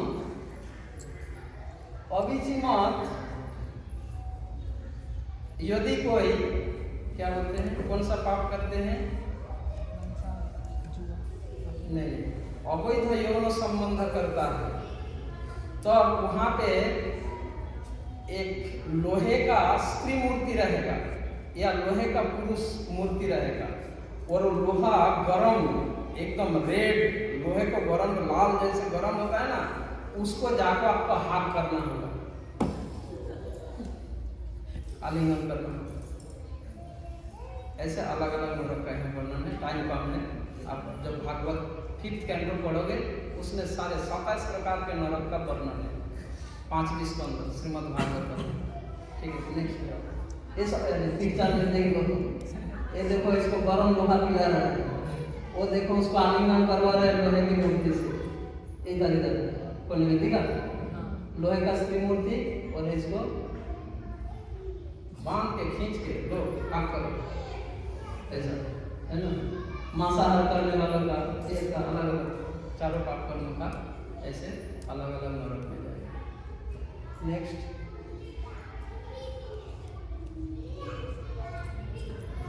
सकाम कर्म is the good you may do to any individual for the body, mind, intelligence or ego। तो सकाम कर्म या कर्म, शास्त्र निर्देशित कर्म अगर आप स्वयं के लिए करेंगे, शास्त्र निर्देशित कर्म भगवान के लिए करेंगे तो आप आध्यात्मिक जगत जाएंगे। अगर खुद के लिए करेंगे तो यह पुण्य कर्म कहलाएगा और इस पृथ्वी लोक से ऊपर स्वर्ग आदि उच्च लोक में अब जाएंगे। Next. Prescribe duty, shopping for daily necessities, ये सब अच्छा कर्म पर आपने खुद के लिए कर रहे हैं। नेक्स्ट। कर्तव्य पालन, गरीबों को भोजन देना, जिसको जरूरतमंद को भोजन खिलाना। Result of both good and bad कर्म, ये दोनों अच्छा या बुरा, अगर अपने स्वयं के लिए अगर स्वकर्म करो, निजी के लिए, अपने के लिए, अगर खुद के लिए करेंगे तो क्या होगा? इसका परिणाम continued suffering in the form of birth, old age, disease and death. चाहे पाप करे या पुण्य करे, दोनों का परिणाम जन्म मृत्यु के चक्र में बंधे रहे। चाहे आप पुण्य करो चाहे पाप करो। Next, ignorance is not bliss. Bliss मतलब आनंद नहीं है, ज्ञानता से आप इनसे बच नहीं सकते। मतलब अगर कोई एक्सक्यूज भी नहीं है और अज्ञानता में आनंद नहीं है। कभी कभी हम सोचते हैं इग्नोरेंस इज नॉट ब्लिस, मतलब अगर हम इन सभी को नहीं जानेंगे, नहीं सुनेंगे इन बारे में, अभी सुनकर कैसा लग रहा है, अरे नहीं सुनता तो अच्छा होता। कोई बार हम ऐसे बात बोलते हैं, है ना, जब तक पता नहीं था तो वही अच्छा था, पता चला अब तो परेशान है ना। और ऐसा अगर सोचोगे यह गलत है। अज्ञानता ये सुखकर या आनंददायक नहीं है।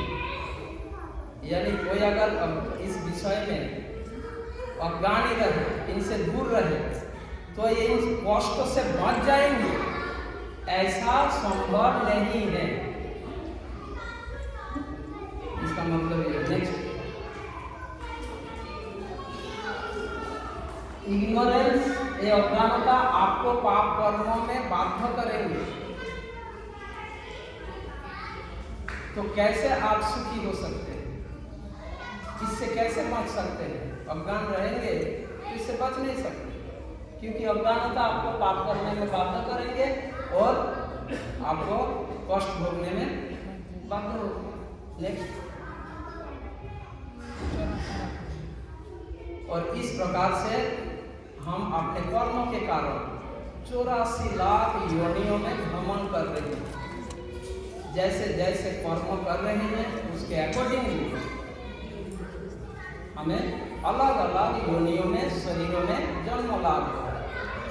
और मैं एक उदाहरण देता हूँ। मान लीजिए कि आपको बच्चों को बोलो थोड़ा भैंस कम करके खेले, उनको खेलना तो नहीं तो आप लोग सुन नहीं पाओगे, उनका खेलना बंद नहीं करना, ठीक है। वो खेल रहे हैं इसलिए आप लोग सुन पा रहे हैं। अगर वो नहीं खेलेगा तो आपको परेशान करेंगे, तो आप सुन नहीं पाएंगे। उनका खेलना बंद नहीं करना, उनको बिजी रखना सबसे बड़ा जरूरी बात है। वो बिजी है खेल में तो अच्छा है। हाँ, क्या बोल रहा था?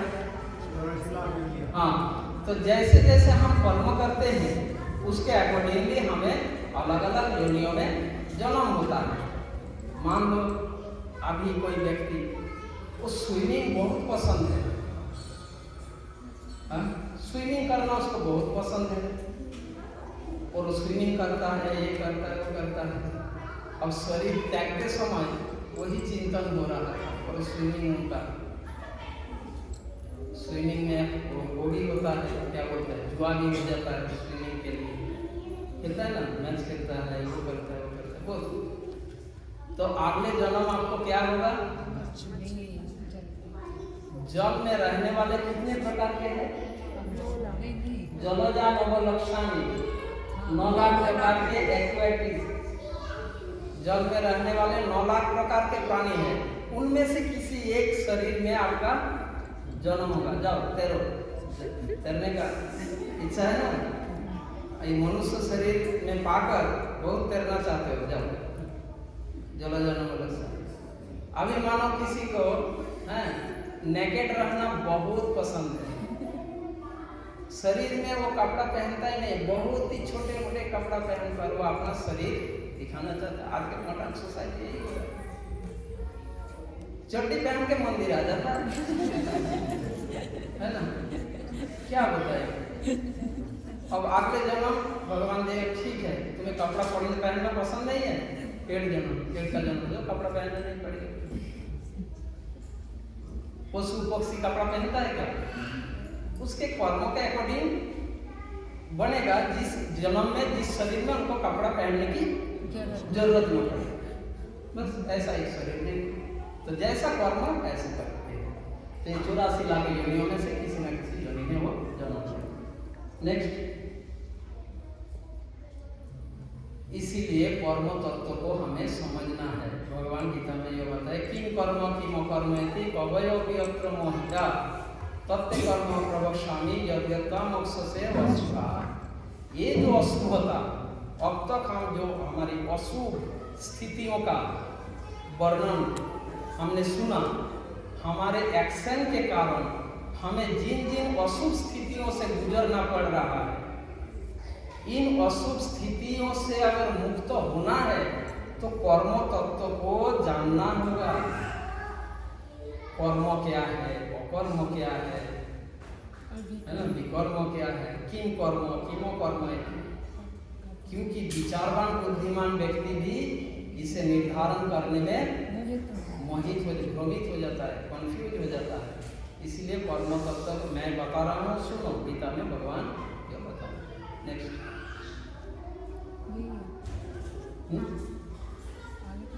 आगे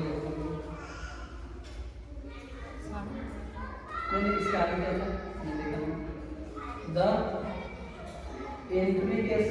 इंट्रिकेसिटी ऑफ कर्म,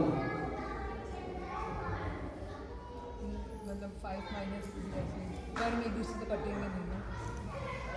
एक कर्म का अकाउंट समझा रहे हैं इसका आगे। इसलिए हमारी एक्शन, हमारा कर्म, ये जो प्रतिक्रिया उत्पन्न करेगा, उन प्रतिक्रिया का परिणाम भोगने के लिए हमें दूसरे शरीर में जन्म लेना ही पड़ेगा। यही कर्म का सिद्धांत है, कर्म का नियम है। और ऐसे हम जन्मों जन्मों से कितना प्रतिक्रिया हमने क्या किया, बचत किया, संचय किया, डिपॉजिट करके रखा। प्रकृति देवी अपने कंप्यूटर में सभी का डाटा स्टोर करके रखा। तो हमारे पूर्व जीवन के इन कर्मों फलों का भोगते भोगते हम कभी समाप्त नहीं कर पाएंगे, कभी समाप्त, क्योंकि हर जन्म में फिर नया कर्म कर रहे हैं और पहले का तो है ही, ठीक है। तो कभी समाप्त नहीं कर पाएंगे। पर इस टॉपिक को पूरा क्लैरिफाई करना अब टाइम नहीं है। आपको इतने बताऊंगा कि हमारे प्रत्येक व्यक्ति के नाम पर इतना कर्मों के परिणाम, प्रतिक्रिया, कर्म फल संचित है। उन संचित कर्म फलों को हम भोग करके कभी समाप्त नहीं कर पाएंगे, कितना ही हम जन्म ले लें, क्योंकि प्रत्येक जन्म में फिर नया कर्म भी बन रहा है। और हमारी अनंत करोड़ों जन्म बीत चुका है। प्रत्येक जन्म में हम कर्म फल संचय करते करते आ रहे हैं। तो कभी समाप्ति, कर्म सर्कल से हम कभी मुक्त नहीं हो पाएंगे। एक ऑप्शन है जो आगे बताया है, जो कभी बस अब ज़्यादा से ज़्यादा 5 मिनट में बस।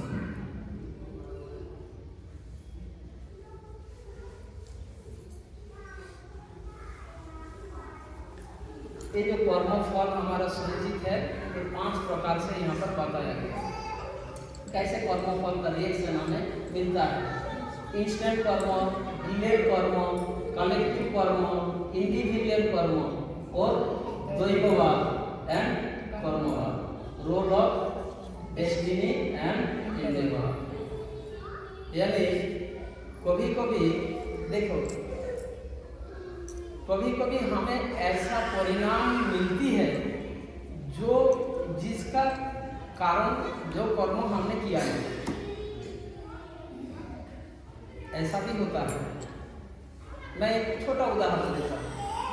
कभी कभी होता है कोई व्यक्ति अचानक आपको गाली देने लगा, ना आपने उनसे कभी देखा है, उनको कभी मिला है, वो अचानक गाली देने लगा। संसार में होता है या नहीं? आप सोचते रहे वो क्या है कौन, तुम मेरे से ऐसा क्यों आचरण कर रहे हो, है ना? डिलीट करो। कभी कभार हमें ऐसा कर्मफल भोगना पड़ता है जिसका कारण हम है नहीं, वो ऐसा मैंने कुछ किया ही नहीं। अभी अभी कोरोना काल गया था, एक कोरोना हमारे यहाँ पर आए, बहुत से लोग पीड़ित हुए इस बीमारी से। एक कलेक्टिव कर्म का फल, कलेक्टिव कर्म जब समाज के लोग शास्त्रों का उल्लंघन करता है तो समाज के लोगों को, चाहे वो निर्दोष मासूम हो चाहे वो अपराधी हो, सभी को भोगना पड़ेगा। ऐसे कर्मफल को कलेक्टिव कर्मफल बोलते हैं। ठीक है, कुछ कर्मफल जो हमारे डायरेक्ट कर्मों से संबंधित नहीं होता है, ऐसा फल भी हमें भोगना पड़ता है। ऐसे कर्मफल को कलेक्टिव कर्मफल। जब कोई बीमारी फैलता है, वो क्या ऐसा सोचता है, अरे चाइनीज लोगों ने ऐसा किया था क्योंकि वहीं पे बीमारी क्यों सीमित क्यों नहीं रहा, इंडिया में क्यों आ गए? बोलो, हमने हमारे साइंटिस्ट ने दिखाया ना कोरोना कहाँ से आया, ऐसा है, ऐसा हुआ था। मानो सुनामी आया, तो सुनामी क्या अपराधी को केवल एक करता है या मासूम लोगों को भी एक करते हैं? सभी को मतलब जब आपको एक होता है, भूकंप होता है, क्या निरपराधी मासूम लोग उससे बच जाता है? केवल अपराधी लोग मरता है, ऐसा है क्या? नहीं। तो ये जो परिणाम रिएक्शन, ये सब कलेक्टिव कर्म है। नेक्स्ट, हाँ आगे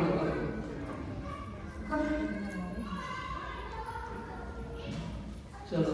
अच्छा किसी को बुरा, तो ये जो कर्म कभी कभी हम जो देखते हैं ये अच्छे बुरे, जैसे कोर्ट के जज, जब कोर्ट में किसी के, कोर्ट के काटगड़े में किसी को खड़ा करते हैं, जज विचार करते हैं, है ना? तो किसी के लिए जज विचार करके किसी को क्या करते हैं, उनको दंड देते हैं, पनिशमेंट देते हैं। तो किसी को क्या बोलते हैं, किसी को कंपनसेशन देते हैं। कॉम्पेंसेशन का हिंदी बोलो,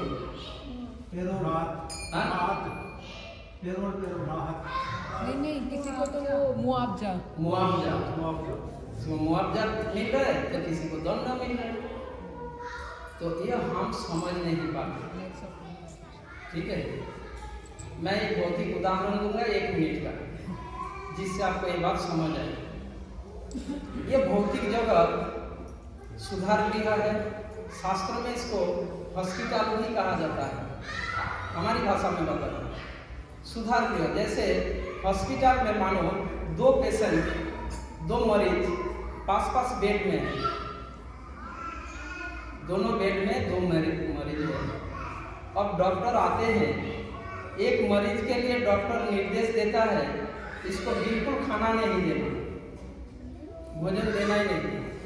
वो दूसरे मरीज के लिए नर्स को निर्देश देता है इसको अच्छा खाना खिलाओ। क्या ये डॉक्टर का मित्र है और डॉक्टर का शत्रु है? बताओ, ऐसा है क्या? पर डॉक्टर 2 मरीज के लिए अलग अलग इंस्ट्रक्शन क्यों दिया? उनको उनका बीमारी ठीक करने के लिए, उनको स्वस्थ बनाने के लिए। क्योंकि डॉक्टर को पता है इसको भोजन न देने से ये स्वस्थ होगा और इसको भोजन खिलाने से ये स्वस्थ होगा। ये बात किसको पता है? डॉक्टर को पता है। ठीक है, अब डॉक्टर की बात को समझे बिना, माने बिना अगर दोनों मरीज आपस में लड़े और उनका छीन कर खाना चाहे जिनको खाने के लिए मना किया, तो क्या वो स्वस्थ हुआ?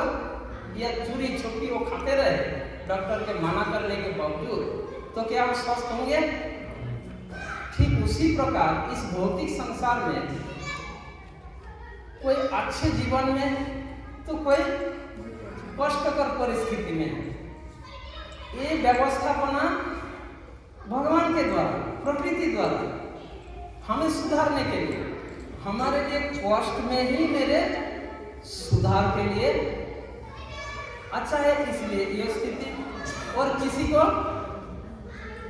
अच्छे परिस्थिति में वही उनके लिए अच्छा है। जैसे उनको भोजन देने से वो बीमार मुक्त होगा और उनको भोजन ना देने से वो बीमार मुक्त होगा। और इसको न समझकर, भगवान की व्यवस्थापना को न समझकर अगर हम अपने मर्जी से कार्य करेंगे तो हम इससे मुक्त नहीं हो पाएंगे।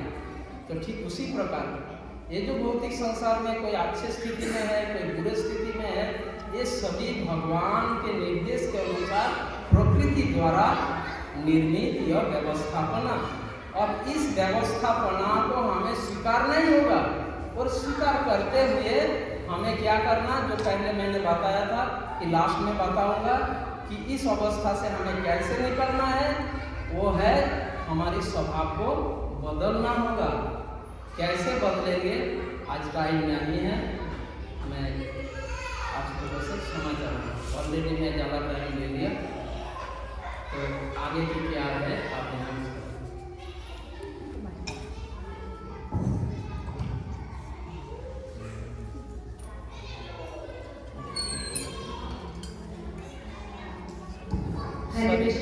पहले मैं आप सभी से सॉरी कहना चाहूँगा, माफ़ी मांगना चाहूँगा, थोड़ा लेट कर दिया। हरे कृष्णा। तो आप सभी लोगों का विशेष धन्यवाद, आप लोगों ने इतनी शांति से पूरे सेशन को सुना। चूँकि आपने देखा हमारे सेशन में एक बहुत विशेष टॉपिक प्रभु ने बताया, कर्म, कि हमें कर्म जानना होगा। तो ये कर्म कैसे करना है, क्या सही कर्म है, क्या गलत कर्म है, इसको हम भगवद गीता के अकॉर्डिंग जानना अगर आप चाहते हैं तो एक सेशन शुरू होगा नेक्स्ट वीक से। 64 वीक्स का ये सेशन होगा, गीता कोर्स, जिसको भक्ति वृक्ष कहा जाता है। 64 वीक्स का ये गीता कोर्स भक्ति वृक्ष सेशन होगा। तो इस सेशन में आप लोग जान सकते हैं कि कैसे हमें कर्म सही हमारे सुधारने हैं, जिससे हम आगे चल के अपने को अच्छे कर्म हम कर सकें। इसका सेशन का टाइम रहेगा 7:30 to 9, एग्जैक्ट मतलब 1.5 आवर का सेशन होता है।